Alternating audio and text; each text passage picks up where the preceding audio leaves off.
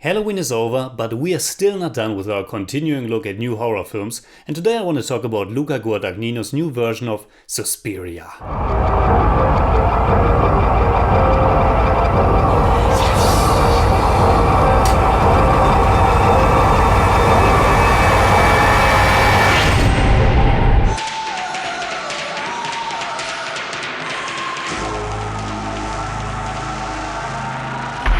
Servus Freunde, my name's Jimmy Cage and I started this year's little Halloween horror special with one of my all-time favorite horror films, Dario Argento's 1977 original cult classic Suspiria. And when there's one thing about that movie that I always found fault in, it's that the finale can't really keep up with the film's fantastic beginning. Now that's definitely something this new version doesn't have to worry about. The final confrontation of our heroine Susie Banyan with the mysterious witches of her dance academy is truly out there. Outlandish, provocative, gory and disturbing. But then again, where Argento's version immediately ended once she left the building, this time there's an epilogue. And not only is there an epilogue, but the film is divided in not just 3 or 4 acts but in 6. And its total runtime is 152 minutes, which makes it almost a complete hour longer than the original. Of course that alone isn't a negative, but it makes it all the more challenging to deliver something that's worth of that length.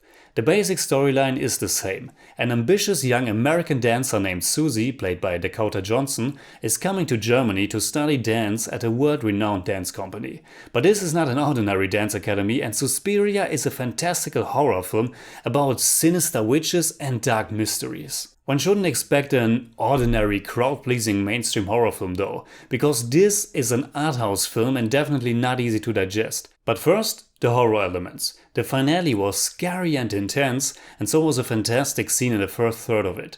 In that scene, a solo dance of our protagonist has direct influence and brutal consequences for another young girl who is trapped inside another hidden room of the academy. While Susie is moving her arms and legs, hands and feet, that girl is brutally pushed around and her whole body gets distorted.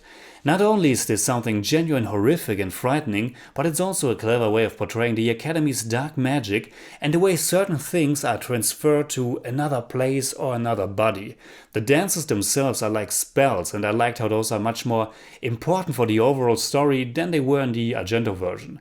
But, and here comes my first and probably biggest complaint, apart from this scene, the finale and some nightmare scenes, the new Suspiria is simply not scary enough. And it could be okay to lean more towards the drama side of things, but I don't think this succeeds as a drama, allegory, character study, political comment or anything else either.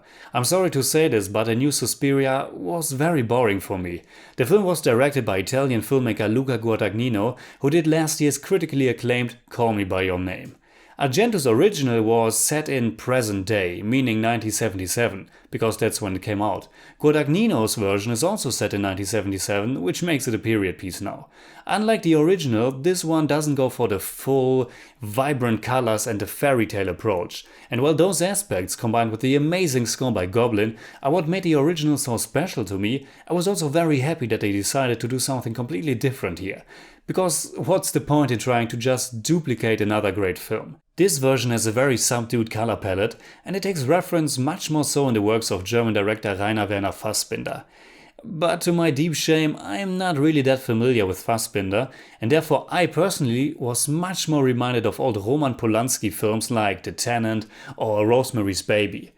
Unfortunately, it was never enough for me, and the direction was never focused and mesmerizing enough to really suck me into the world of the film. Like the original, the setting is Germany, but this time it's not Freiburg but Berlin itself, and the time period and the political landscape are incorporated directly into the film's DNA. There are several direct mentions of the Baader-Meinhof group, the Red Army faction, the kidnapping that took place in 1977, and their suicides in prison. There's also the character of Dr. Josef Klemperer, who hasn't been in the original. He's this grieving psychotherapist who tries to find out what's really happening behind the walls of the academy. At first I found it promising, and some psychoanalysis flavor isn't wrong in a horror film like this, but in the end neither his character, story nor the film in general resonated with me. With Klemperer there are more topics woven in, like his sad past, his losing of his wife Anke to the Nazis, who is by the way played by Jessica Harper, who played the protagonist in the original film. I didn't think the Clamperer character paid off to be in the film at all, and there was something off about the performance and appearing as well. After maybe 30 minutes I had a very strong presumption what it might be, and yeah, I was exactly right, and it didn't really add anything for me, but took me more out of it. I don't want to give it away here, but you can look it up easily once you've seen the film. Clamperer's pain as well as the RAF terrorist aspects never came together for me, and this might be the perfect example where someone who loves this film is defending it by saying you simply didn't understand it. And you know what, that might be true to a degree, but it's also not fascinating and compelling enough for me to go back and dissect it. The slow pace, the strange editing at times, the kind of lackluster direction, there were just some very few moments where it spoke to me. It wasn't tense, the music didn't grab me either, and to be completely honest, while I liked the stronger focus on the actual dances, having just seen Gaspar Noé's climax, the actual dance sequences in Suspiria didn't even come close to those extravagant, thrilling choreographies and performances. Not that this would have been the goal of Luca Guadagnino, but apart from those few horrific sparks, there simply wasn't anything that exciting and grand about the film. And at least to me, a film that's titled Suspiria should be that. And when it's not, and it's also not really exploring the character of Susie enough for me to care towards the end, I can't help but feel bored, and that's really a shame. Tilda Swinton is alright as the school's teacher, Madame Blanc, and Dakota Johnson has some moments to shine as well, but they can't uplift the material. So in German I'd say, auch ohne den Film ständig mit Dario Argentos Original Suspiria zu vergleichen, kommt er für mich nicht wirklich zusammen. Regisseur Luca Guadagnino findet keine klare Linie, verzettelt sich in zahlreichen Themenschnipseln und inszenatorisch haut er mich leider auch wirklich nicht vom Hocker. I give Suspiria 5 out of 10. It's more like 5.4, but I don't do that.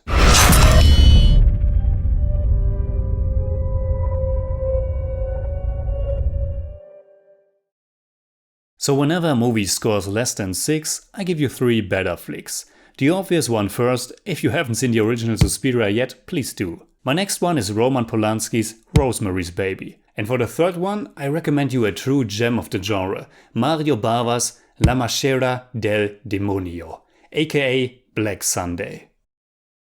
Alright, that's it like always. Comment below and let me know what you think about Suspiria, the original and the new one. You can hit me up on Twitter, Facebook and Instagram simply at TheJimmyCage. And if you enjoyed this episode, please give me a thumbs up, share, subscribe, whatever you like. And make sure you hit that bell for all I have to tell.